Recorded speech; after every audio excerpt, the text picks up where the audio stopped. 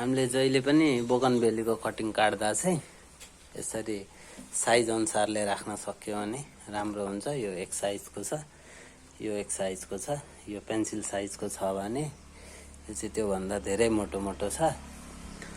अनि यो मसिनो यो साइजको सानो साइजको छ। यो हामीले साइज छुट्याएर कटिङ राख्न सक्यो भने चाहिँ 100% हुने चान्स बढी हुन्छ। किनभने यसको उमेर यसको लगभग 45 दिन 30 देखि 35 दिनसम्मदेखि मुना आउन थालिहाल्छ। यिनीहरूको पनि आउँछ, तर यो साइजको यो पुरानो चिप्पिएको हाँगाहरू चाहिँ अलि ढिलो आउँछ, यसले जरा हान्छ। यिनीहरू चाहिँ जरा नहानिकन मुना आउँछ, तर यो चाहिँ जरा पहिला हानेर अनि पछि मुना पलाउँछ पलाउँदैन, यसको टुङ्गो हुँदैन। अलि पछि निकै टाइम लाएर 2-3 महिनामा पनि पलाउन सक्छ। त्यो भएको कारणले हामीले यो कटिङ चाहिँ राख्दाखेरि छुट्याएर राख्यो भने बेटर हुन्छ।